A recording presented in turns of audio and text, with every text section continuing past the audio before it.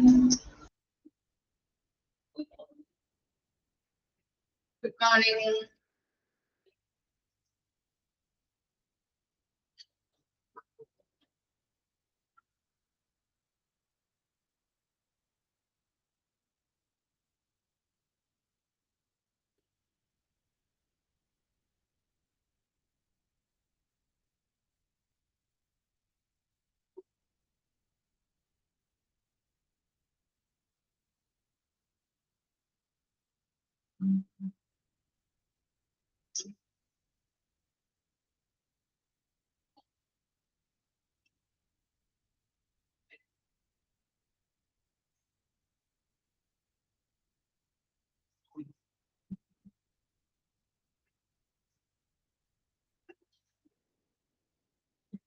Okay. Morning.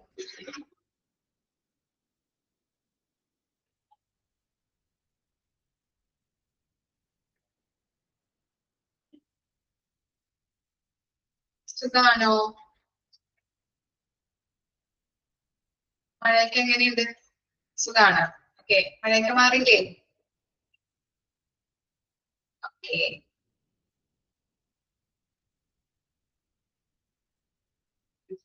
മഴയുണ്ടോ? Okay. ഇപ്പോഴും ഇടയ്ക്കിടയ്ക്ക് മഴയൊക്കെ ഉണ്ടല്ലോ. ചിലപ്പോ വെയിലാവും, ചിലപ്പോ മഴ, അങ്ങനെ നിൽക്കുകയാണല്ലേ. അതുപോലെ മഴയുടെ ശക്തിയൊക്കെ മാറിയിട്ടുണ്ടല്ലേ. നമുക്ക് പേടിക്കേണ്ട രീതിയിലേക്ക് വരുന്നില്ല അല്ലേ? ഓക്കെ. ആ, നല്ല മഴയാണല്ലോ.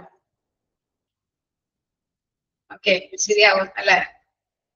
മഴയ്ക്കും പെയ്യണ്ടല്ലേ ഇടയ്ക്ക്.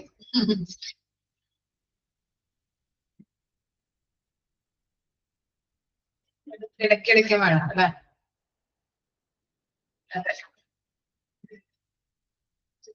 നെക്സ്റ്റ് പേജ് നമ്പർ ഒന്ന് പറഞ്ഞു കൊടുത്തേ. 9th ചാപ്റ്റർ ആണ്. എനിക്ക് സുഖാണല്ലോ. 9th ചാപ്റ്റർ ആണ് നമ്മൾ എടുക്കുന്നത്, മാർക്കറ്റിംഗ്. തേർഡ് മൊഡ്യൂൾ ആണ് 9th chapter. 78 page number. Okay, അപ്പൊ നമ്മൾ അതിൽ ജസ്റ്റ് എന്താണ് മാർക്കറ്റിംഗിന്റെ ഡെഫിനേഷൻ നമ്മൾ പറഞ്ഞല്ലേ. ഓക്കെ, മാർക്കറ്റിംഗിന്റെ ഡെഫിനേഷൻസ് ഇതൊക്കെയായിരുന്നു. നമ്മൾ 3 ഡെഫിനേഷൻസ് ആണ് പറഞ്ഞത്. അതായത് പ്രൊഡ്യൂസറിൽ നിന്ന് കൺസ്യൂമറിലേക്കുള്ള ഗുഡ്സ് ആൻഡ് സർവീസസ് അതിന്റെ ഫ്ലോ, അത് മാനേജ് ചെയ്യുന്ന ആക്ടിവിറ്റിനെയാണ് നമ്മുടെ മാർക്കറ്റിംഗ് എന്ന് പറയുന്നത്. അതുപോലെ തന്നെ എന്താണ് സെലക്ടഡ് കൺസ്യൂമർ സെഗ്മെന്റ്, അതായത് എന്താണ് തിരഞ്ഞെടുക്കപ്പെട്ട ഉപഭോക്തൃ വിഭാഗത്തിന് വേണ്ടിയിട്ട് സിസ്റ്റമാറ്റിക് ആയിട്ട് ഡിസ്ട്രിബ്യൂട്ട് ഡെവലപ്പ് ചെയ്തെടുത്തതുമായിട്ടുള്ള ഗുഡ്സ് ആൻഡ് സർവീസസ് മാനേജ് ചെയ്യുന്ന ആക്ടിവിറ്റിനെ നമ്മൾ മാർക്കറ്റിംഗ് എന്ന് പറയുന്നുണ്ട്. അതുപോലെ തന്നെ എന്താണ് marketing is the functional management by an organization of its exchange relation with its various markets. അതായത് എന്താണ് മാർക്കറ്റിംഗ് എന്ന് പറയുമ്പോൾ വിവിധ വിപണികളുമായിട്ടുള്ള ഒരു ഓർഗനൈസേഷന്റെ വിനിമയ ബന്ധങ്ങൾ നിയന്ത്രിക്കുന്ന പ്രവർത്തനത്തെയും നമ്മൾ മാർക്കറ്റിംഗ് എന്നാണ് പറയുന്നത്. ഓക്കെ, കഴിഞ്ഞ ക്ലാസ്സിൽ എടുത്ത് നിർത്തിയത് ഇത്രയും കാര്യങ്ങളായിരുന്നു. ഇനി നമുക്ക് നെക്സ്റ്റ് ഭാഗം നോക്കാം കേട്ടോ.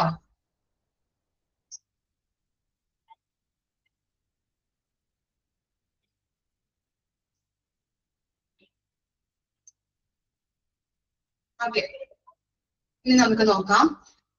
Marketing in hospitals is fundamentally the same as that of any business organization, but marketing is still treated as an unorthodox method of promoting or selling healthcare. അതായത് മാർക്കറ്റിംഗ് ഫണ്ടമെന്റലി എന്താണ് അടിസ്ഥാനപരമായിട്ട് പറയുകയാണെങ്കിൽ അതൊരു ബിസിനസ് സ്ഥാപനം പോലെയാണ് ഇല്ലേ? നിങ്ങളൊന്ന് ചിന്തിച്ച് നോക്കിയിട്ടുണ്ടോ? എന്താണ് ഹോസ്പിറ്റൽസ് എന്ന് പറയുകയാണെങ്കിൽ അതിനകത്ത് എന്താണ് രോഗികൾക്ക് സേവനങ്ങൾ, സർവീസുകൾ ഇതൊക്കെ കൊടുക്കുന്നുണ്ടെങ്കിൽ കൂടിയും അവിടെ വരുന്ന ജനങ്ങളെ ഒരു പിഴിയുന്ന ഒരു സ്വഭാവമാണ് ഈ ഹോസ്പിറ്റൽസ് കാണിക്കുന്നത് അല്ലെ? ഇല്ലേ? ബിസിനസ് പോലെയാണ് ചെയ്യുന്നത് അല്ലെ? നമുക്കറിയാം എന്താണ് തൊട്ടതിനും പിടിച്ചതിനൊക്കെ നമ്മള് ക്യാഷ് അല്ലെ, ക്യാഷ് ഈടാക്കുന്ന ഒരു സ്വഭാവമാണ് ഹോസ്പിറ്റലിലുള്ളത് അല്ലെ. ഇപ്പൊ ഡോക്ടറെ കാണാൻ പോയി കഴിഞ്ഞിട്ടുണ്ടെങ്കിലും ഒരു ദിവസം പോയി ഡോക്ടറെ കണ്ട് മരുന്ന് വാങ്ങി തിരിച്ചു വരുന്നതായാലും എന്താണ് അവിടെ ഇത്ര ചിലപ്പോൾ ഒരു 1000 രൂപ അല്ലെങ്കിൽ 2000 രൂപ വരെ ആകും അല്ലെ. കൂടി വന്ന ഒരു 10000 രൂപ. ചിലപ്പോ എന്താണ് ഡോക്ടർ പറയുകയാണ് ബ്ലഡ് ടെസ്റ്റ് ചെയ്യണം, അതുപോലെ സ്കാൻ ചെയ്യണം, ഇതൊക്കെ ചെയ്ത് ഒരു കുഴപ്പവുമില്ല, മരുന്ന് വാങ്ങി നമ്മൾ തിരിച്ചു പോകുന്നു. അപ്പൊ എന്താണ് സ്കാനിങ്ങിന് ഇത്ര രൂപ ചെലവാകുന്നുണ്ട്, ബ്ലഡ് ടെസ്റ്റ് ചെയ്യാൻ വേറെ പൈസ അല്ലെ, അതുപോലെ ട്രാൻസ്പോർട്ടേഷൻ ചാർജ്, അതുപോലെ തന്നെ എന്താ ഡോക്ടറെ കാണുന്ന കൺസൾട്ടേഷൻ ഫീ ആകുന്നുണ്ട്. ഇതൊക്കെ എന്താണ് മരുന്നിന് വേറെ ഫീ. ഇതൊക്കെ ആകുമ്പോ എല്ലാം കൂടി ഒരു 10-10000 രൂപ ചെലവ് വരുന്നുണ്ട് അല്ലെ ഒരു ദിവസം അല്ലെ. നിങ്ങളൊന്ന് ആലോചിച്ച് നോക്കാം. അപ്പൊ എന്താണ് ഒരു ബിസിനസ്, അത് തന്നെ എമൗണ്ട് കുറെ വരുന്നുണ്ട് അല്ലെ. ഓക്കെ, ഒരു ബിസിനസ് സ്ഥാപനങ്ങൾ അല്ലെങ്കിൽ ബിസിനസ് പോലെയാണ് ഇപ്പോ ഹോസ്പിറ്റൽസ് മാറിക്കൊണ്ടിരിക്കുന്നത്. നമുക്കറിയാം എന്താണ് നല്ല രീതിയിലുള്ള ഫെസിലിറ്റീസും കാര്യങ്ങളൊക്കെ കൊടുക്കുന്നുണ്ടെങ്കിൽ കൂടിയും ആ ഫെസിലിറ്റീസ് നമ്മള് കിട്ടാനായിട്ട് നമ്മള് നല്ല രീതിയിലുള്ള ക്യാഷ് ചെലവാക്കണം. പണമുണ്ടോ അവന് ജീവനുണ്ട് അല്ലെ. അത്രയ്ക്ക് അങ്ങനത്തെ ഉള്ള ഒരു രീതിയിലേക്ക് ഹോസ്പിറ്റൽസ് മാറിക്കഴിഞ്ഞു. പണമില്ലേ ഇല്ല, കോട്ടയപ്പുല്ല് എന്നുള്ള രീതിയിലാണ് അല്ലെ. ഓക്കെ, അപ്പൊ അത്തരത്തിലുള്ള രീതിയിലേക്ക് ഹോസ്പിറ്റൽസ് മാറിക്കൊണ്ടിരിക്കുകയാണ്. ഇനി എന്താണ് മിസ്കൺസെപ്ഷൻ ഓഫ് മാർക്കറ്റിംഗ്, അതായത് എന്താ അവിടെ പറയുന്നത്, മാർക്കറ്റിങ്ങിനെ കുറിച്ചിട്ടുള്ള ഒരു തെറ്റിദ്ധാരണ. Okay, marketing is just selling. Marketing എന്ന് പറയുന്നത് ജസ്റ്റ് ഒരു സെല്ലിംഗ് ആണ് അല്ലെ, നമ്മള് വിൽക്കുന്ന ഒരു പ്രോസസ് ആണ് അല്ലെങ്കിൽ പ്രക്രിയയാണെന്നാണ് പറയുന്നത്. പക്ഷെ അത് തെറ്റാണെന്നാണ് പറയുന്നത്. Selling is just one of the several functions of a marketing. അതായത് സെല്ലിംഗ് എന്ന് പറഞ്ഞാൽ എന്താണ്, മാർക്കറ്റിംഗിന് കുറേ ഫങ്ഷൻസ് ഉണ്ട്. അതിനകത്ത് ഒരു ഫങ്ഷൻ ആണ് സെല്ലിംഗ് എന്ന് പറയുന്നത്. അതാണ് തെറ്റിദ്ധാരണയായിട്ട് അവിടെ പറയുന്നത്. Okay, marketing has several functions. നമ്മൾ നേരത്തെ പറഞ്ഞില്ലേ മാർക്കറ്റിംഗിന് കുറേ ഫങ്ഷൻസ് ഉണ്ട്, അതിനകത്ത് ഒരു ഫങ്ഷൻസ് ആണ് സെല്ലിംഗ് എന്ന് പറയുന്നത്. ഇനി മാർക്കറ്റിംഗിന്റെ ഫങ്ഷൻസ് ആണ് അവിടെ കൊടുത്തിരിക്കുന്നത്.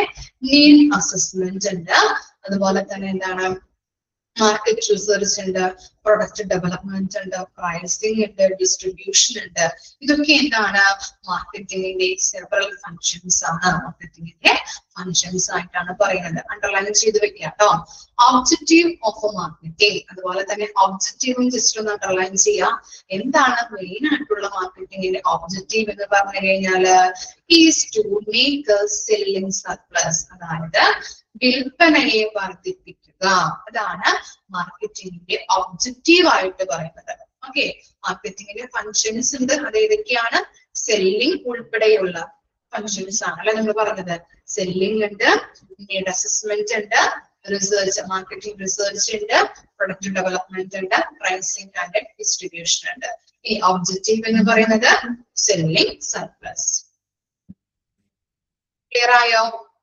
ഓക്കെ ആണോ? തെറ്റിദ്ധാരണ അല്ലെങ്കിൽ മിസ്കൺസെപ്ഷൻ എന്ന് പറയുന്നത് എന്താണ് എന്നുള്ളതാണ് അവിടെ കൊടുത്തിരിക്കുന്നത്.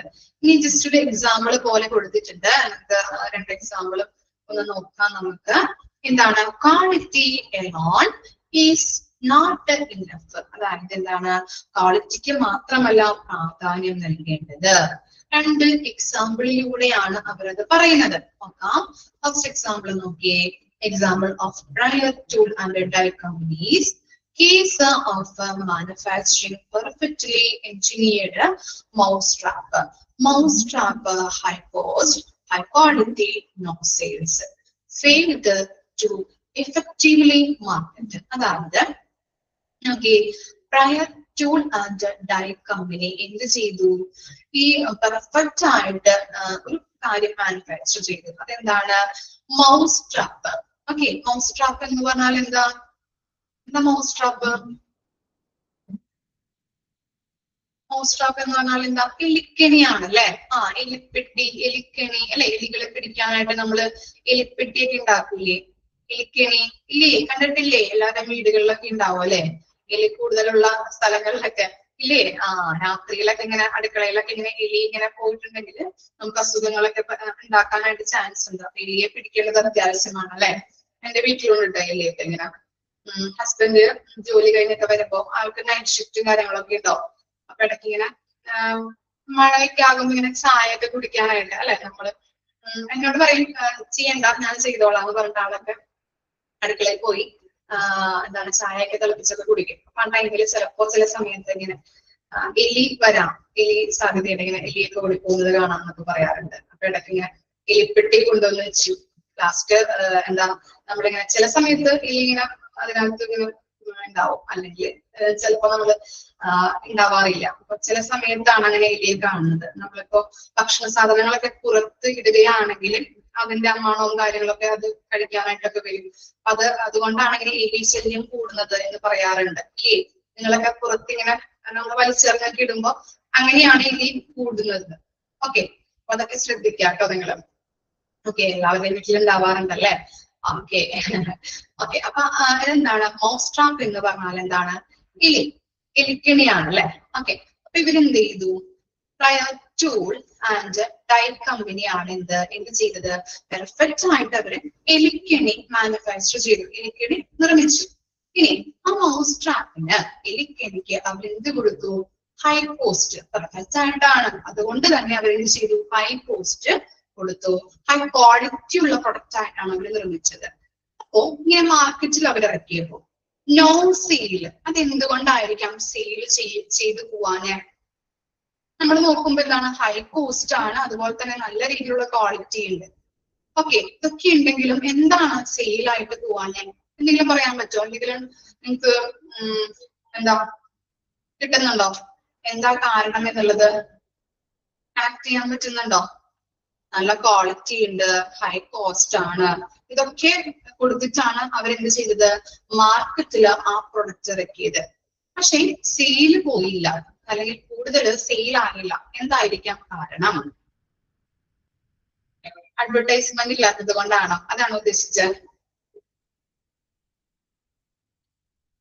Okay okay. മൗസ് കുറഞ്ഞോ? ആണോ? എലി കുറവായത് കൊണ്ടാണോ ആളുകൾ വാങ്ങാത്തത് അല്ലെ? ഓക്കെ, എലി അങ്ങനെ കുറയൊന്നുമില്ലല്ലേ? യൂസേഴ്സ് ഓപ്ഷൻ ബാഡ്, അതെന്താ ഹസൻ ഉദ്ദേശിച്ച്? ക്ലിയർ ആയില്ലല്ലോ. മാർക്കറ്റിംഗ് ഇല്ല, ഇതെന്താ നിങ്ങൾ ഉദ്ദേശിച്ചത്?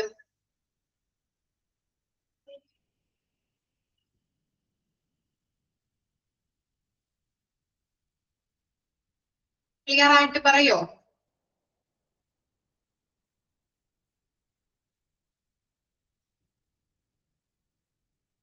ഓ, എലിവിഷൻ കിട്ടുന്നത് കൊണ്ട് എലിക്കിണി വേണ്ട എന്നുള്ള രീതിയിൽ. ഓക്കെ, പിന്നെ നോക്കട്ടെ, കമന്റ് നോക്കട്ടെ.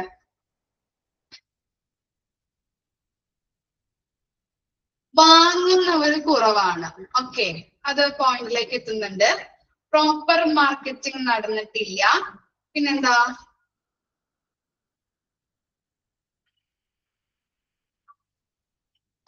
ആവശ്യങ്ങൾ മനസ്സിലാക്കി വേണം മാർക്കറ്റിൽ ഇറക്കാൻ, അതും പോയിന്റിലോട്ട് എത്തുന്നുണ്ട്.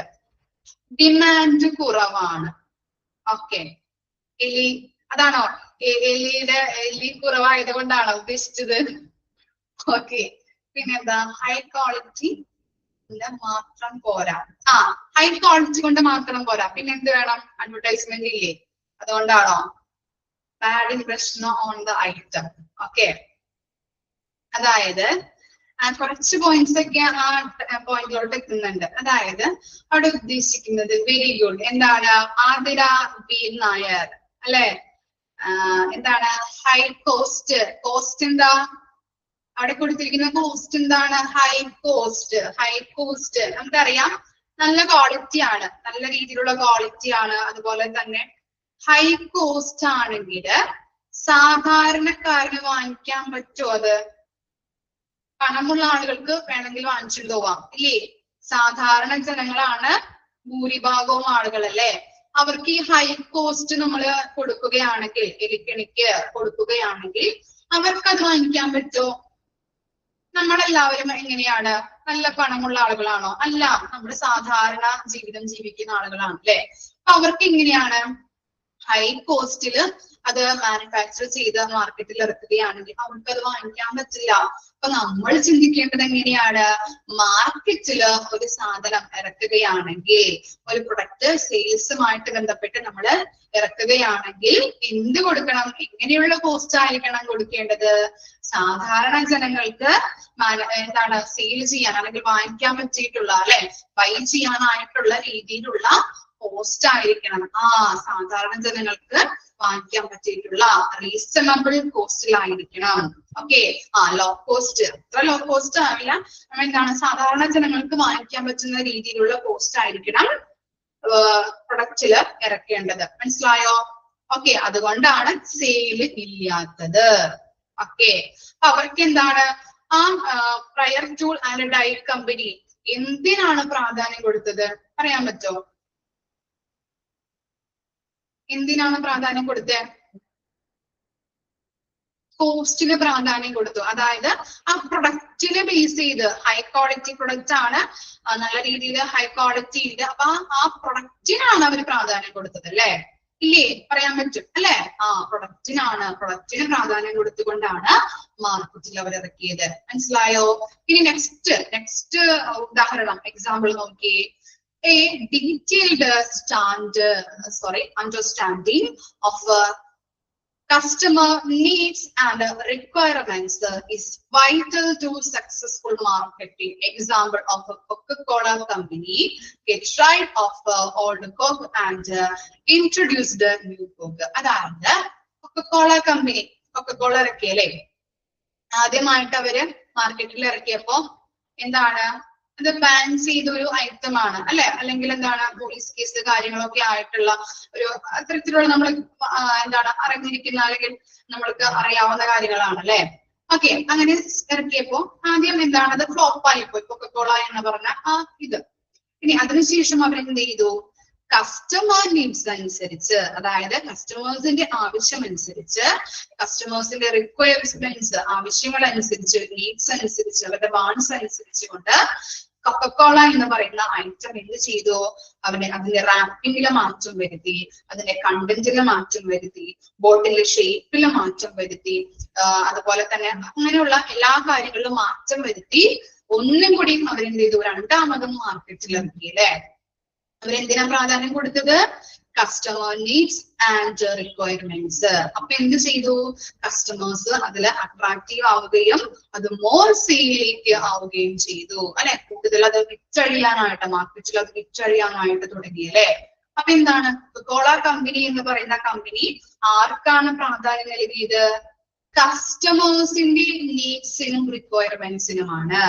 ഇനി മൗസ് ട്രാപ്പ് വെച്ചിട്ട് പ്രയർ ടൂൾ ഡൈ കമ്പനി ആർക്കാണ് പ്രാധാന്യം കൊടുത്തത്, ആ പ്രൊഡക്റ്റിനായിരുന്നു അല്ലെ, മൗസ് ട്രാപ്പിനാണ് അവര് പ്രാധാന്യം കൊടുത്തത്. അതാണ് അത് തമ്മിലുള്ള ഡിഫറൻസ്. ഓക്കെ, അപ്പൊ ക്വാളിറ്റിയിൽ മാത്രം നമ്മള് പ്രാധാന്യം കൊടുത്താൽ പോരാ, ആർക്കും കൂടി കൊടുക്കണം, ജനങ്ങൾക്കും കൂടി അല്ലെ, കസ്റ്റമേഴ്സിന്റെ നീഡ്സ് ആൻഡ് റിക്വയർമെന്റ്സിനും കൂടി നമ്മൾ പ്രാധാന്യം കൊടുത്തിട്ട് വേണം ഒരു പ്രൊഡക്റ്റ് മാർക്കറ്റിൽ ഇറക്കാനായിട്ട്. നിങ്ങളൊന്ന് ചിന്തിച്ചു നോക്കിയേ, ഏതൊരു പ്രൊഡക്റ്റിനെയും നമ്മൾ എന്ത് ചെയ്യണം, ആദ്യം കസ്റ്റമേഴ്സിനെ അതിൽ അട്രാക്ട് ചെയ്യിപ്പിക്കണം അല്ലെ. അവരത് ആകർഷിച്ചു കഴിഞ്ഞാല്, അവരത് ആക്സെപ്റ്റ് ചെയ്ത് കഴിഞ്ഞാലാണ് മാർക്കറ്റിൽ നമ്മൾ ആ സാധനം ഇറക്കുമ്പോ അതിന് കൂടുതൽ സെയിൽ ഉണ്ടാവുള്ളൂ. ഇല്ലേ? ആണോ? ആണ്, അങ്ങനെയാണല്ലേ. ഓക്കെ,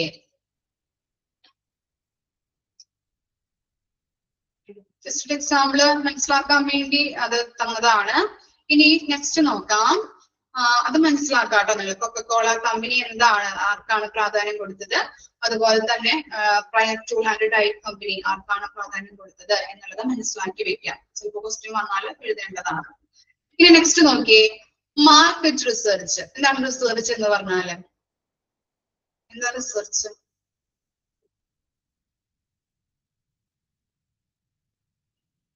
റിസർച്ച്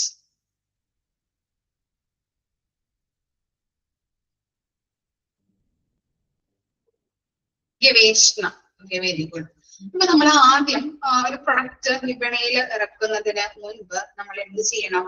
ആദ്യം വിപണിയിൽ ഇറക്കുകയല്ല ചെയ്യേണ്ടത്, ആദ്യം മാർക്കറ്റിൽ റിസർച്ച് ചെയ്യണം. ഓക്കെ, ഗവേഷണം നടത്തിയിട്ട് വേണം മാർക്കറ്റിൽ നമ്മൾ സെയിലിന് വേണ്ടിയിട്ട് കൊണ്ടുപോയിട്ട് ഇറക്കാനായിട്ട്.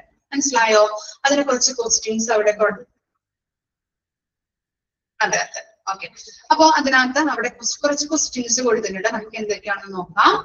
What do customers want? അല്ലെ, കസ്റ്റമേഴ്സിന്റെ വാണ്ട് എന്ന് പറഞ്ഞാൽ എന്താ മീനിങ് വരാ? വാണ്ട് എന്താ? നീഡ്സ് ആൻഡ് വാണ്ട്സ് അല്ലെ പറയാറുണ്ട് അല്ലെ. എന്താ വാണ്ട് എന്ന് പറഞ്ഞാല്? ആവശ്യം. ഓക്കെ, കസ്റ്റമറിന്റെ ആവശ്യം എന്താണ് എന്നുള്ളത് നമ്മൾ ആദ്യം നോക്കണം അല്ലെ. അവന്റെ ആവശ്യം അനുസരിച്ച് വേണം നമ്മുടെ മാർക്കറ്റിൽ പ്രൊഡക്റ്റ് ഇറക്കാനായിട്ട്. അല്ലെങ്കിൽ നമ്മളുടെ ആവശ്യത്തിന് മാത്രം നമ്മളെ നോക്കി അല്ലെങ്കിൽ നമ്മളുടെ ഇതിന് മാത്രം അനുസരിച്ച് പ്രൊഡക്റ്റ് ഇറക്കാനായിട്ട് പാടില്ല. കസ്റ്റമേഴ്സിന്റെ ആവശ്യം എന്താണ് അതനുസരിച്ച് വേണം മാർക്കറ്റിൽ നമ്മൾ എന്ത് ചെയ്യാനായിട്ട്? പ്രൊഡക്റ്റ് ഇറക്കാനായിട്ട്. അപ്പൊ കസ്റ്റമറിന്റെ ആവശ്യം എന്താണെന്നുള്ളത് നമ്മുടെ ഗവേഷണം നടത്താം, റിസർച്ച് ചെയ്യാം. ഇനി എന്താ? What price is he ready to pay? എന്ത് വില കൊടുക്കാനാണ് അവൻ തയ്യാറാകുന്നത് അല്ലെ. നമ്മൾ പറഞ്ഞു എന്താണ്? ഡൈ കമ്പനി എന്താണ്? ആ ക്വാളിറ്റിക്ക് മാത്രം പ്രാധാന്യം കൊടുത്ത് പ്രൊഡക്റ്റിന് മാത്രം പ്രാധാന്യം കൊടുത്തുകൊണ്ട് മാർക്കറ്റിൽ ഇറക്കി ഹൈ കോസ്റ്റ് അല്ലെ. അവൻ സാധാരണ ജനങ്ങൾക്ക് അത് വാങ്ങിക്കാനായിട്ട് പറ്റില്ലല്ലേ. എന്താണ്? Cost effectiveness. ഓക്കെ, എന്താണ്? സാധാരണ ജനങ്ങൾക്ക് വാങ്ങിക്കാൻ രീതിയിലുള്ള പ്രൈസ് ആയിരിക്കണം നമ്മൾ ആ പ്രൊഡക്റ്റിൽ ഇടേണ്ടത്. ഓക്കെ, അപ്പൊ എന്ത് വില കൊടുക്കാനാണ് അവൻ തയ്യാറാക്കുന്നത് എന്നുള്ളത് നമ്മൾ നോക്കാം. Where and when good are required? എന്താണ് നമ്മൾ പറയുന്നത്? എവിടെ അല്ലെ. വേർ എവിടെ, അല്ലെങ്കിൽ when എപ്പോൾ ആണ് സാധനങ്ങൾ ആവശ്യമായിട്ട് വരുന്നത്? എപ്പോഴാണ് എവിടെയാണ് അവന് സാധനങ്ങൾ ആവശ്യമായിട്ട് വരുന്നത്? ഇനി marketing begin before production comes about. അതായത് നമ്മൾ പറഞ്ഞു okay, marketing begins before production come about. അതായത് അവിടെ പറയുന്നത് പ്രൊഡക്ഷൻ നേടുന്നതിന് മുൻപ് തന്നെ നമ്മൾ എന്ത് ചെയ്യണം? മാർക്കറ്റിംഗ് നടത്തേണ്ടതുണ്ട് അല്ലെ. പ്രൊഡക്ഷൻ അല്ലെങ്കിൽ ആ പ്രൊഡക്റ്റ് ഉണ്ടാക്കുന്നതിന് മുൻപ് തന്നെ ഐഡിയാസ് കാര്യങ്ങളൊക്കെ നമ്മളുടെ മനസ്സിലുണ്ടാവും. പക്ഷെ ആ പ്രൊഡക്റ്റ് നമ്മൾ ഇറക്കുന്നതിന് മുൻപ് തന്നെ നമ്മൾ എന്ത് ചെയ്യണം? മാർക്കറ്റിംഗ് നടത്തണം. എങ്ങനെയാണ്? നമ്മളിപ്പോ ടിവിയിലൊക്കെ പരസ്യങ്ങള്, അതുപോലെ തന്നെ ഈ കമ്മിങ് സൂൺ, ലോഞ്ചിങ് എന്നൊക്കെ കാണാറുണ്ടല്ലേ. അതെന്താണ്? ഇപ്പൊ സിനിമകളൊക്കെ ആയാലും സിനിമകൾ ഇപ്പോ ടിവിയിലൊക്കെ വരുന്നതിന് മുൻപ് ലോഞ്ചിങ്, അതിന്റെ കമ്മിങ് സൂൺ എന്നൊക്കെ വരാറുണ്ട്, സീരിയല് കാര്യങ്ങളൊക്കെ ഇല്ലേ. ഓക്കെ, അപ്പൊ അതെന്തിനു വേണ്ടിയിട്ടാണ്?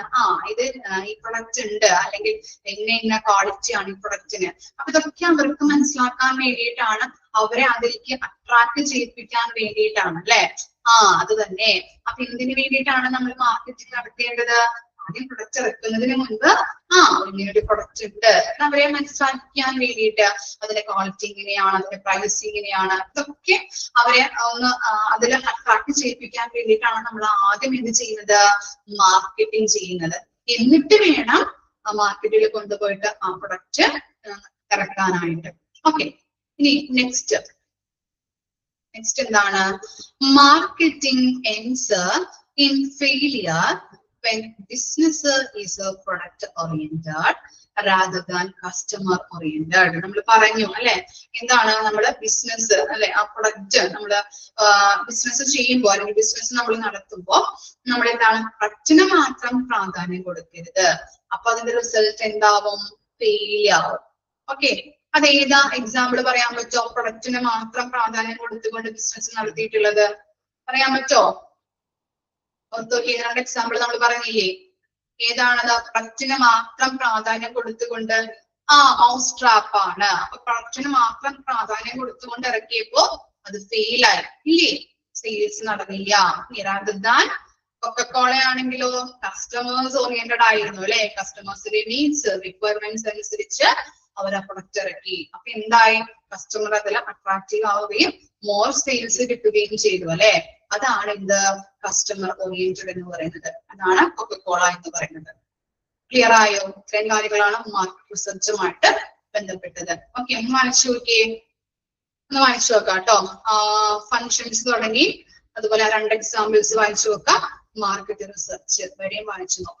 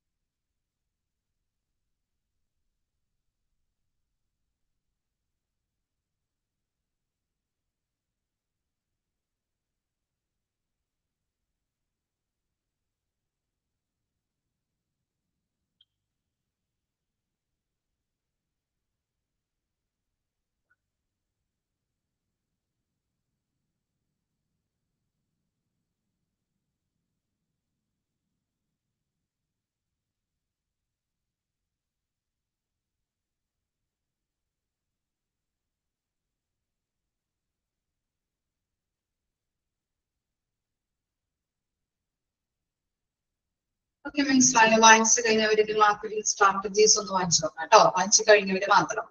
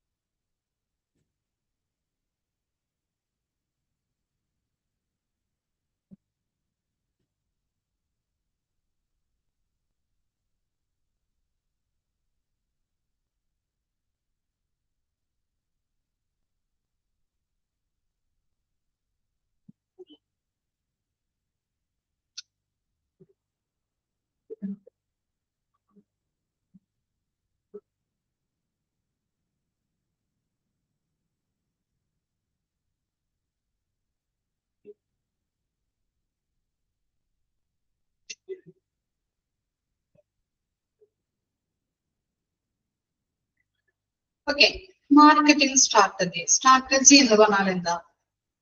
സ്ട്രാറ്റജി എന്താ മീനിങ്? സ്ട്രാറ്റജി എന്ന് പറഞ്ഞാൽ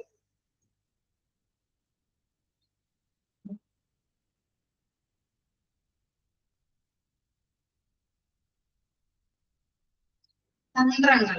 ഓക്കെ, തന്ത്രങ്ങളാണ് സ്ട്രാറ്റജീസ് എന്ന് പറഞ്ഞാല്. ഓക്കെ, നോക്കി, effective marketing begins with consumer. Underline ചെയ്ത് വെക്കാം. ഒരു ഫലപ്രദമായിട്ടുള്ള മാർക്കറ്റിംഗ് ആരംഭിക്കുന്നത് കൺസ്യൂമേഴ്സിൽ നിന്നാണ്. കൺസ്യൂമർ ആരാണ്? കസ്റ്റമർ ആണ്, അല്ലെ? യൂസർ ആണ്. ഓക്കെ, ഇതൊക്കെ നമുക്ക് പറയാൻ പറ്റും. എൻഡ് യൂസർ എന്ന് പറയാൻ പറ്റും, യൂസർ എന്ന് പറയാൻ പറ്റും, കസ്റ്റമർ എന്ന് പറയാൻ പറ്റും. ഓക്കെ, ബയർ എന്ന് പറയാൻ പറ്റും കസ്റ്റമറെ. ഓക്കെ, അപ്പൊ എഫക്റ്റീവ് ആയിട്ടുള്ള ഫലപ്രദമായിട്ടുള്ള മാർക്കറ്റിംഗ് ആരംഭിക്കുന്നത് നമ്മൾ പഠിച്ചിട്ടുണ്ട്. കൊമേഴ്സ് സ്റ്റുഡൻസിനൊക്കെ അറിയാൻ പറ്റും. Customer is A king of the business, അല്ലെ? കസ്റ്റമർ എന്ന് പറഞ്ഞാൽ കിങ് ആണ്, അല്ലെ? കസ്റ്റമർ ഇല്ലെങ്കിൽ ബിസിനസ് ഉണ്ടാവോ? ഇല്ല, അല്ലെ? കസ്റ്റമർ വേണം. കസ്റ്റമർ ഉണ്ടെങ്കിൽ മാത്രമാണ് നമുക്ക് ബിസിനസ്സിൽ പ്രോഫിറ്റ് ഏൺ ചെയ്യാൻ പറ്റും, അല്ലെ? കസ്റ്റമർ ഇല്ലാതെ നമുക്കൊരു മാർക്കറ്റിംഗ്, സോറി, എന്തെങ്കിലും ഒരു പ്രൊഡക്ഷൻ ആയാലും എന്തെങ്കിലും ബിസിനസ് ആയാലും നമുക്ക് ചെയ്യാൻ പറ്റില്ല. അവരുണ്ടെങ്കിൽ മാത്രമാണ് സക്സസിലേക്ക് നയിക്കുള്ളൂ, അല്ലെ നമ്മളെ? ഓക്കെ, അപ്പൊ എഫക്റ്റീവ് മാർക്കറ്റിംഗ് ആരംഭിക്കുന്നത് കസ്റ്റമേഴ്സിൽ നിന്നാണ്, അല്ലെങ്കിൽ കൺസ്യൂമേഴ്സിൽ നിന്നാണ്. ഇനി എന്താണ്? Once the target segment of consumers is identified and the requirements evaluated, working out the strategies is the next step. എങ്ങനെയാണ് എഫക്റ്റീവ് മാർക്കറ്റിംഗ് ആരംഭിക്കുന്നത്? ഇതിന് വേണ്ടിയിട്ട് നമുക്ക് എന്തൊക്കെ ചെയ്യണം എന്നുള്ളതാണ് താഴെ കൊടുത്തിരിക്കുന്നത്. ആദ്യം നമ്മൾ എന്ത് ചെയ്യാം? കസ്റ്റമറെ ഐഡന്റിഫൈ ചെയ്യാം. ഓക്കെ, ആദ്യം നമ്മൾ ഏത് കസ്റ്റമർ ആണ്, നമ്മൾ പറഞ്ഞിരുന്നു എന്താണ്, ഞാനൊരു ബേബീസിന്റെ ഹിമാലയ പ്രൊഡക്റ്റ് ആണ് ഉണ്ടാക്കുന്നത്, അങ്ങനെയാണെന്നുണ്ടെങ്കിൽ നിർമ്മിക്കുന്നതെങ്കിൽ ഞാൻ ആദ്യം മുന്നിൽ കാണുന്ന കസ്റ്റമർ എന്ന് പറയുന്നത് ബേബീസ് ആയിരിക്കും. ഇനി ഫേസ് ക്രീം ആണ് നിർമ്മിക്കുന്നതെങ്കിൽ കൂടുതലായിട്ടും നമുക്ക് എന്താണ് ലേഡീസ് ആണല്ലേ അത് യൂസ് ചെയ്യുന്നത്. അപ്പൊ ലേഡീസിനെ മുന്നിൽ കണ്ടുകൊണ്ടാണ് ഞാൻ ഫേസ് ക്രീം നിർമ്മിക്കുന്നത്. ഓക്കെ, കസ്റ്റമേഴ്സിനെ നമ്മൾ ആദ്യം ഐഡന്റിഫൈ ചെയ്യാം, ഏത് കസ്റ്റമേഴ്സിന് വേണ്ടിയിട്ടാണ് ഞാൻ ഈ പ്രൊഡക്റ്റ് ഉണ്ടാക്കുന്നത് എന്നുള്ളത്. കസ്റ്റമറെ ഐഡന്റിഫൈ ചെയ്തു ആൻഡ് their requirements evaluated, അവരുടെ ആവശ്യങ്ങൾ എന്താണ് അത് നമ്മൾ വിലയിരുത്തി. അതിനുശേഷം നെക്സ്റ്റ് സ്റ്റെപ്പ് എന്ന് പറയുന്നത് അതിനുള്ള തന്ത്രങ്ങൾ മെനഞ്ഞെടുക്കുക, അല്ലെ, ആവിഷ്കരിക്കുക എന്നതാണ് അടുത്ത ഘട്ടമായിട്ട് പറയുന്നത്. കസ്റ്റമറെ ഐഡന്റിഫൈ ചെയ്തു, അവരുടെ ആവശ്യങ്ങൾ ഇവാലുവേറ്റ് ചെയ്തു, അതിനുശേഷം അതിനെ പറ്റിയിട്ടുള്ള തന്ത്രങ്ങളെ ആവിഷ്കരിക്കുക എന്നതാണ് നെക്സ്റ്റ് സ്റ്റെപ്പ്. ഇനി അവിടെ കൊടുത്തിട്ടുള്ള ഒരു പിക്ചർ കാണാം, അല്ലെ, 4 P's of marketing. 4 P's, P വെച്ചിട്ടാണ് ഫസ്റ്റ് ലെറ്റേഴ്സ് വരുന്നത്. ഏതൊക്കെയാണ് 4 P's? ഓർത്ത് വെക്കാൻ ചോദിക്കാറുണ്ട്. Price, promotion, product, place. Okay, price, promotion, product, place. ഇനി പ്രൈസ് എന്ന് പറഞ്ഞാൽ എന്താണ്? ഒരു പ്രൊഡക്റ്റ് ലഭിക്കാൻ വേണ്ടിയിട്ട് നമ്മൾ കൊടുക്കുന്ന വില, അങ്ങനെയാണ് നമ്മൾ പ്രൈസ് എന്ന് പറയുന്നത്. ഓക്കെ, ഇനി അതുപോലെ തന്നെ പ്രൊഡക്റ്റ് ഉണ്ടല്ലേ. പ്രൊഡക്റ്റ് എന്ന് പറഞ്ഞാൽ എന്താണ്? കസ്റ്റമറിന്റെ സാറ്റിസ്ഫാക്ഷൻ അനുസരിച്ച് മാർക്കറ്റിലേക്ക് ഓഫർ ചെയ്യുന്ന ഏതൊരു ഉൽപ്പന്നത്തെയും നമുക്ക് എന്തെന്ന് പറയാൻ പറ്റും? പ്രൊഡക്റ്റ് എന്ന് പറയാൻ പറ്റും. ഓക്കെ, അവരുടെ സാറ്റിസ്ഫാക്ഷൻ, കസ്റ്റമേഴ്സിന്റെ സാറ്റിസ്ഫാക്ഷൻ അനുസരിച്ച് വാങ്ങിക്കുള്ളൂ അല്ലെ പ്രൊഡക്റ്റ്. അപ്പൊ മാർക്കറ്റിലേക്ക് ഇറക്കുന്ന ഏതൊരു ഉൽപ്പന്നത്തെയും നമുക്ക് എന്തെന്ന് പറയാൻ പറ്റും? കസ്റ്റമറിന്റെ സാറ്റിസ്ഫാക്ഷൻ അനുസരിച്ച് മാർക്കറ്റിലേക്ക് ഓഫർ ചെയ്യുന്ന ഏതൊരു ഉൽപ്പന്നത്തെയും പ്രൊഡക്റ്റ് എന്ന് നമുക്ക് വിളിക്കാം. പിന്നെ എന്താണ്? പ്ലേസ് ഉണ്ട്. പ്ലേസ് എന്ന് പറഞ്ഞാല് സ്ഥലം, അല്ലെ. കസ്റ്റമർ എവിടെയാണോ ഉള്ളത് ആ സ്ഥലമാകാം, അല്ലെങ്കിൽ സെയിൽസ് എവിടെയാണോ നടക്കുന്നത് ആ സ്ഥലമാകാം, അതിനെ നമുക്ക് പ്ലേസ് എന്ന് പറയാൻ പറ്റും. പിന്നെ എന്താണ്? പ്രമോഷൻ. പ്രമോഷൻ എന്ന് പറഞ്ഞാൽ എന്താ? പ്രമോഷൻ പല കാര്യങ്ങൾക്കും നമ്മൾ പ്രമോഷൻ നടത്താറുണ്ട്, അല്ലെ, പ്രചരിപ്പിക്കാറുണ്ട്. ഇപ്പൊ സിനിമകളായാലും അല്ലെങ്കിൽ പ്രൊഡക്റ്റ് അല്ലെങ്കിൽ പുതിയൊരു ബിസിനസ് സ്റ്റാർട്ട് ചെയ്യുന്നതായാലും, അല്ലെ, അഡ്വർടൈസ്മെന്റ് ഇതൊക്കെ നമ്മൾ ചെയ്യാറുണ്ട്, അല്ലെ. അതിനെ അഡ്വർടൈസ്മെന്റിലൂടെയൊക്കെയാണ് നമുക്ക് പ്രമോട്ട് ചെയ്യാൻ പറ്റുക, പ്രമോഷൻ നടത്താൻ പറ്റുക, അല്ലെ. ഓക്കെ, അപ്പൊ പ്രമോഷൻ എന്ന് പറഞ്ഞാൽ എന്താണ്? ഈ ഒരു പ്രൊഡക്റ്റ് വിപണിയിൽ എത്തിയിട്ടുണ്ട് അല്ലെങ്കിൽ എത്താൻ പോകുന്നുണ്ട് എന്നുള്ള കാര്യം കസ്റ്റമറിലേക്ക് എത്തിക്കാൻ വേണ്ടിയിട്ട് നമ്മൾ പ്രമോഷൻ നടത്തും, അല്ലെ. നമ്മൾ പറഞ്ഞിരുന്നു എന്താണ്? അപ്പോ ലോഞ്ചിങ് അല്ലെങ്കിൽ എന്താണ് അത്തരത്തിലുള്ള കമന്റ്സും ഇതൊക്കെ പറയാറുണ്ട്. പ്രൊഡക്റ്റിന്റെ ക്വാളിറ്റി കാര്യങ്ങൾ ഇതൊക്കെ നമ്മൾ അഡ്വർടൈസ്മെന്റിലൂടെയൊക്കെയാണ് നമ്മൾ പറയാറ്, അല്ലെ. ഈ പ്രൊഡക്റ്റ് വിപണിയിൽ എത്താൻ പോകുന്നുണ്ട് അല്ലെങ്കിൽ എത്തിയിട്ടുണ്ട് എന്നുള്ള കാര്യം മറ്റുള്ളവരിലേക്ക് എത്തിക്കുന്നതാണ് പ്രമോഷൻ എന്ന് പറയുന്നത്. അപ്പൊ നമുക്ക് എന്ത് പറയാൻ പറ്റും? പ്രമോഷനെ ഏതൊരു രീതിയിലും കൂടി നമുക്ക് പറയാം, അല്ലെ. എന്താണ്? ഒരു communication link between company and customer എന്ന് പറയാൻ പറ്റും, ഇല്ലേ.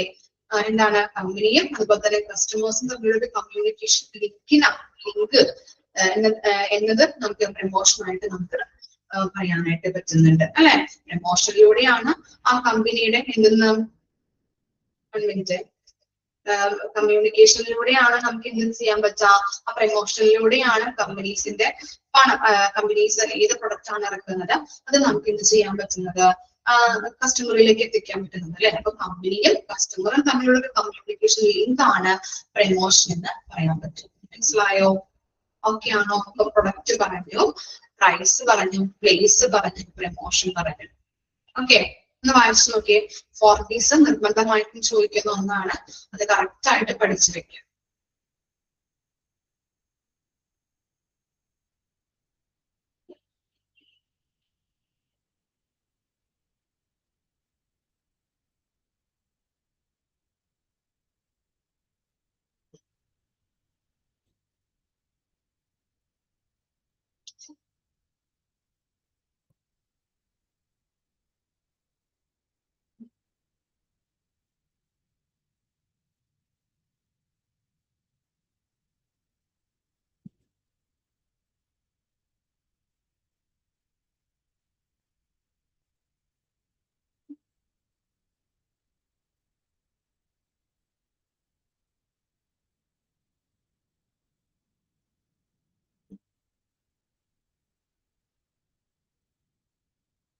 ഓക്കെ,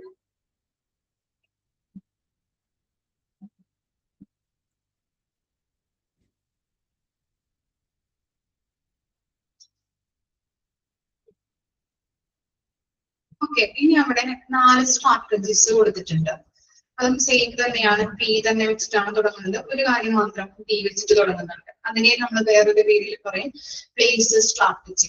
അതും നിങ്ങൾ പഠിച്ചു വെക്കാം. സ്ട്രാറ്റജീസ് 4 പീസിൽ തന്നെ തുടങ്ങുന്നതാണ് എന്നുള്ളത് ജസ്റ്റ് ഒന്ന് പഠിച്ചു വെക്കാം കേട്ടോ. ഡിസ്ട്രിബ്യൂഷൻ സ്ട്രാറ്റജിനെ പറയുന്ന മറ്റൊരു പേര് പ്ലേസ് സ്ട്രാറ്റജി എന്നും പറയുന്നുണ്ട്. അപ്പൊ അതും ഒന്ന് ഓർത്ത് വെക്കാം. ഓക്കെ, പ്രൊഡക്റ്റ് സ്ട്രാറ്റജി ഉണ്ട്, ഡിസ്ട്രിബ്യൂഷൻ സ്ട്രാറ്റജി ഉണ്ട്, അതുപോലെ പ്രമോഷൻ സ്ട്രാറ്റജി ഉണ്ട്, പ്രൈസിങ് സ്ട്രാറ്റജി ഉണ്ട്. ഓരോന്നും നമ്മൾ എക്സ്പ്ലെയിൻ ചെയ്ത് പഠിക്കുന്നതാണ്. പിന്നെ നോക്കിയേ, മാർക്കറ്റിംഗ് മിക്സ് ഉള്ളത് കൊടുത്തിട്ടുണ്ട്. ഓക്കെ, എന്താണ് മാർക്കറ്റിംഗ് മിക്സ് എന്ന് പറഞ്ഞാല് the mixing of the 4 strategies of the successful marketing programs and for contentment of the chosen customer segment is called a marketing mix. Okay, നമുക്ക് ചുരുക്കി പറയുകയാണ്, ഒരു വരികില് ഒരു ജസ്റ്റ് നമുക്ക് പറയുകയാണ്, സിമ്പിൾ ആയിട്ട് പറയുകയാണെങ്കിൽ 4 സ്ട്രാറ്റജിയുടെ മിക്സിങ്ങിനെ നമുക്ക് മാർക്കറ്റിംഗ് മിക്സ് എന്ന് പറയാം. നമ്മൾ തൊട്ട് മുമ്പിൽ കണ്ടു അല്ലെ, 4 സ്ട്രാറ്റജി ഏതൊക്കെയായിരുന്നു? പ്രൊഡക്റ്റ് ഉണ്ട്, ഡിസ്ട്രിബ്യൂഷൻ സ്ട്രാറ്റജി ഉണ്ട്, പ്രൈസ് ഉണ്ട്, അതുപോലെ തന്നെ പ്രമോഷൻ ഉണ്ട്. ഈ 4 സ്ട്രാറ്റജിയുടെ മിക്സിങ്ങിനെ നമുക്ക് എന്തെന്ന് പറയാൻ പറ്റും? മാർക്കറ്റിംഗ് മിക്സ് എന്ന് പറയാൻ പറ്റും. ഓക്കെ, അതുപോലെ തന്നെ ഈ നമ്മുടെ പ്രൊഡക്റ്റ് മാർക്കറ്റിൽ സക്സസ്ഫുൾ ആകുന്നതിന് വേണ്ടിയിട്ട് എന്താണ് കണ്ടന്റ്മെന്റ്. കണ്ടന്റ്മെന്റ് എന്ന് പറഞ്ഞാൽ എന്താ? Contentment satisfaction. ഓക്കെ, അണ്ടർലൈൻ ചെയ്യാം കേട്ടോ, അറിയാത്തവരോട് എഴുതി വെക്കാം. കണ്ടന്റ്മെന്റ് എന്ന് പറഞ്ഞാൽ സംതൃപ്തി അല്ലെങ്കിൽ സാറ്റിസ്ഫാക്ഷൻ. ഓക്കെ, അപ്പൊ നമ്മൾ സക്സസ്ഫുൾ ആയിട്ട് നമ്മുടെ പ്രൊഡക്റ്റ് മാർക്കറ്റിൽ എത്താൻ വേണ്ടിയിട്ട് എന്താണ് നമ്മുടെ ഈ 4 മാർക്കറ്റിംഗ് സ്ട്രാറ്റജീസ് ഉപയോഗിച്ചുകൊണ്ട് കസ്റ്റമറെ സംതൃപ്തിപ്പെടുത്തുന്ന രീതിയിലുള്ള ഒരു പ്രൊഡക്റ്റ് ആയിരിക്കണം നമ്മൾ ഡെവലപ്പ് ചെയ്തെടുക്കേണ്ടത്. അപ്പൊ അതിനെ സഹായിക്കുന്നത് എന്താണ്? 4 മിക്സിംഗ് സ്ട്രാറ്റജീസ് ആണ് അല്ലെ. ഏതൊക്കെയാണ് മിക്സിംഗ് സ്ട്രാറ്റജി എന്ന് പറഞ്ഞാല്? Product, distribution, promotion and pricing strategies. Okay, 4 കാര്യങ്ങളാണ്. ഡിസ്ട്രിബ്യൂഷൻ സ്ട്രാറ്റജിനെ പറയുന്ന മറ്റൊരു പേരാണ് പ്ലേസ് സ്ട്രാറ്റജി. ചുരുക്കി പറയുകയാണെങ്കിൽ മാർക്കറ്റിംഗ് മിക്സ് എന്ന് പറഞ്ഞാല് മിക്സിംഗ് ഓഫ് ദ 4 സ്ട്രാറ്റജി നമുക്ക് പറയാം. ചുരുക്കി നിങ്ങൾ ജസ്റ്റ് ഒന്ന് അണ്ടർലൈൻ ചെയ്ത് വെച്ചാൽ മതി. മിക്സിംഗ് ഓഫ് 4 സ്ട്രാറ്റജി ആണ് മാർക്കറ്റിംഗ് മിക്സ്. 4 സ്ട്രാറ്റജിയുടെയും മിക്സിനെയാണ് നമ്മൾ പറയുന്നത് മാർക്കറ്റിംഗ് മിക്സ് എന്ന്. കിട്ടിയില്ലേ? ഓക്കെ ആണോ?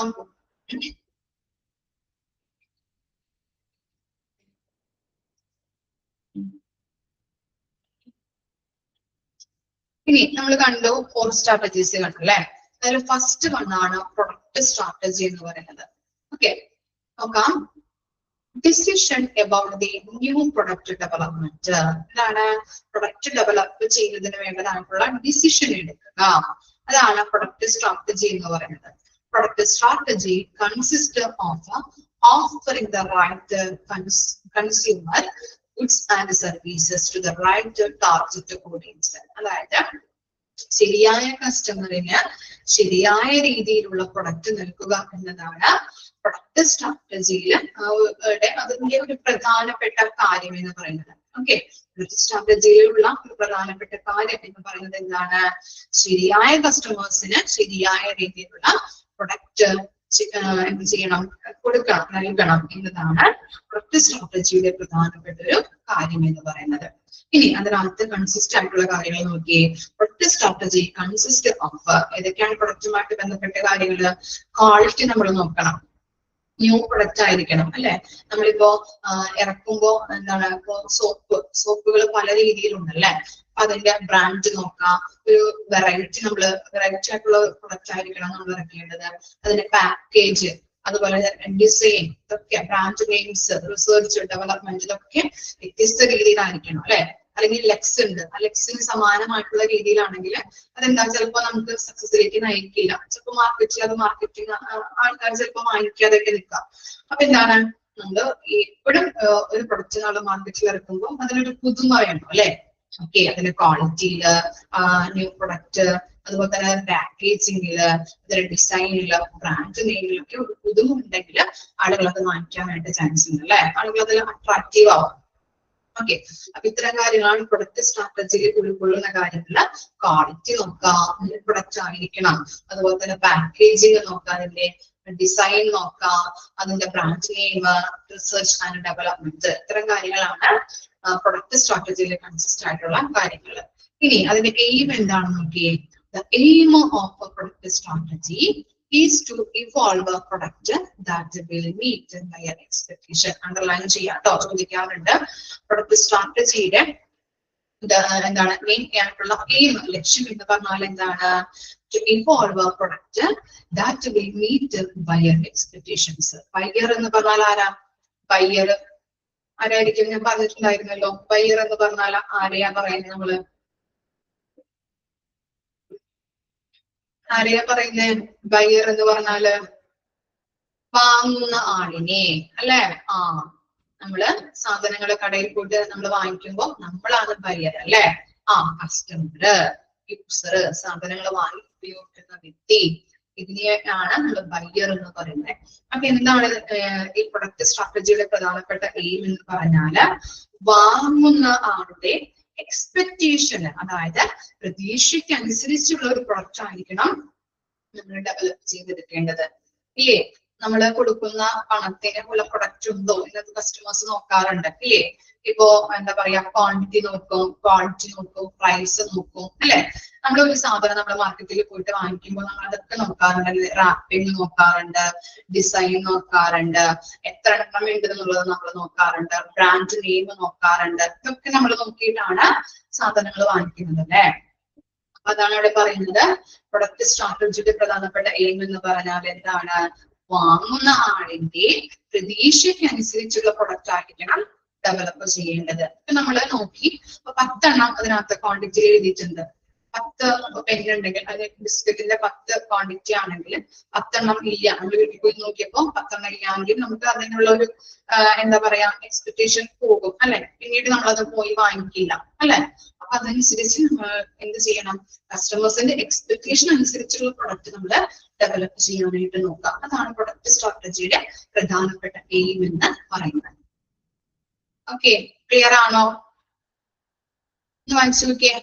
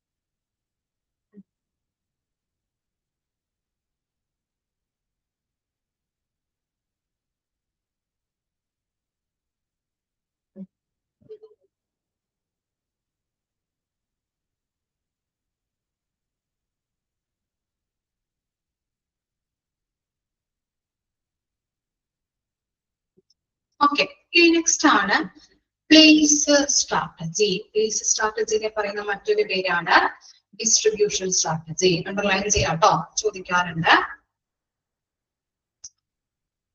നോക്കാം. Place strategy. A distribution strategy is a method of distributing goods or services to end users. അതായത് ഡിസ്ട്രിബ്യൂഷൻ സ്ട്രാറ്റജി എന്ന് പറഞ്ഞാൽ എന്താണ്? കസ്റ്റമേഴ്സിന് ഗുഡ്സ് ആൻഡ് സർവീസസ് എത്തിച്ചു കൊടുക്കുന്ന ആ മെത്തേഡ്, ഡിസ്ട്രിബ്യൂട്ട് ചെയ്ത് കൊടുക്കുന്ന ആ മെത്തേഡിനെയാണ് പ്ലേസ് സ്ട്രാറ്റജി അല്ലെങ്കിൽ ഡിസ്ട്രിബ്യൂഷൻ സ്ട്രാറ്റജി എന്ന് പറയുന്നത് അണ്ടർലൈൻ ചെയ്യാം കേട്ടോ. Distribution strategies method of distributing goods and services to end users. End users എന്ന് പറഞ്ഞാലും ആരാണ്?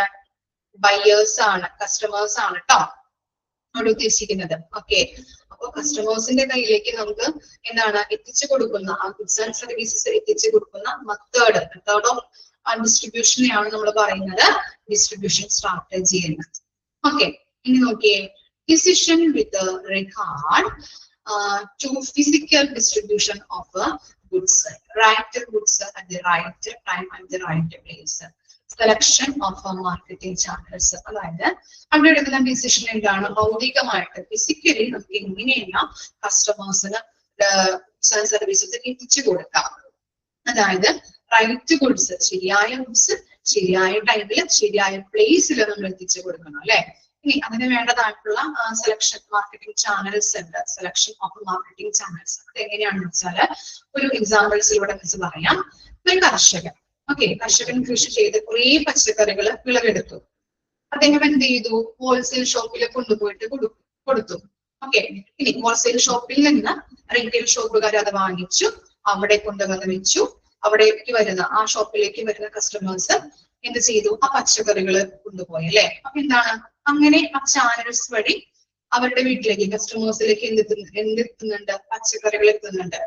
ഇനി അതൊരു വഴി. അതുപോലെ തന്നെ എന്താണ്? കസ്റ്റമേഴ്സിന് ഈ കർഷകന്റെ വീട്ടിൽ പോയിട്ട് ഡയറക്റ്റ് ആയിട്ട് പച്ചക്കറികൾ വാങ്ങിക്കാൻ പറ്റും.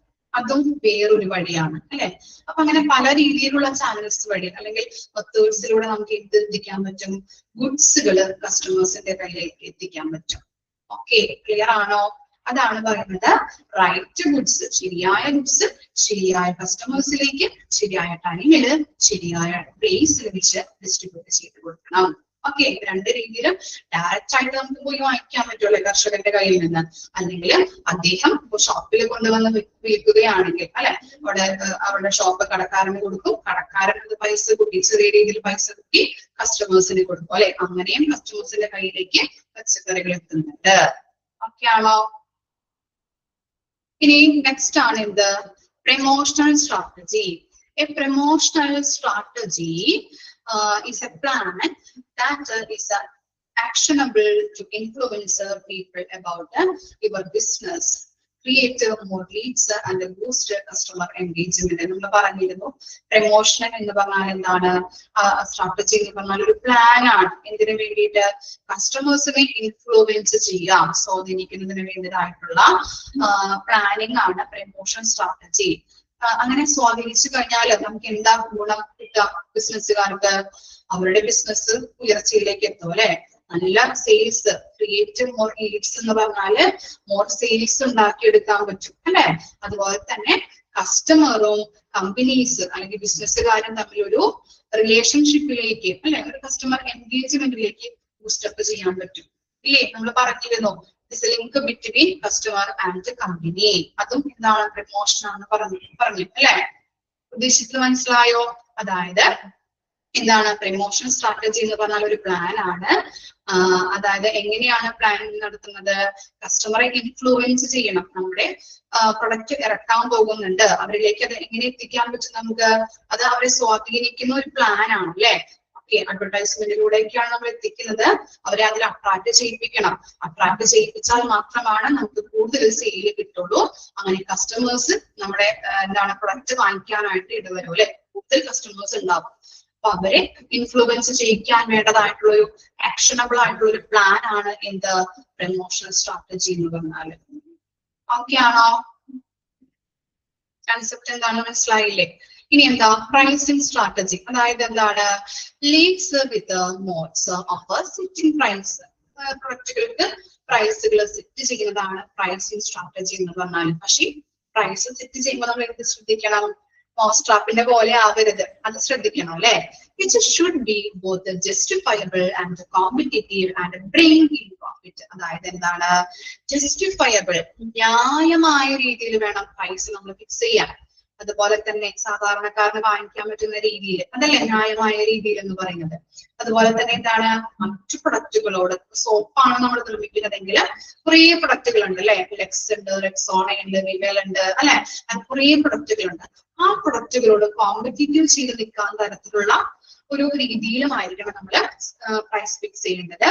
അങ്ങനെ പ്രൈസ് ഫിക്സ് ചെയ്ത് കഴിഞ്ഞാൽ നമുക്ക് മോർ പ്രോഫിറ്റ് ഉണ്ടാക്കിയെടുക്കാൻ പറ്റും.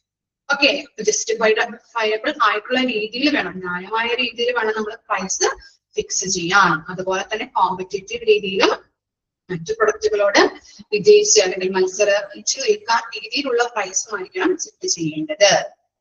ഓക്കെ ആണോ? അതാണ് പ്രൈസിങ് സ്ട്രാറ്റജി എന്ന് പറയുന്നത്. ക്ലിയർ ആയോ? നമ്മൾ 4 സ്ട്രാറ്റജിയാണ് പറഞ്ഞത്: product, place, promotion, price. Okay ആണോ? ഇനി ആർക്കെങ്കിലും ഡൗട്ട് ഉണ്ടോ? ക്ലിയർ ആണ്? ഓക്കെ, അപ്പൊ നമുക്ക് നെക്സ്റ്റ് ക്ലാസ്സിൽ കാണാം കേട്ടോ. ഓക്കെ, അപ്പൊ ഇത്ര വരെ ബാക്കി മനസ്സിലാക്കിയിട്ട് വരാം. Okay, thank you.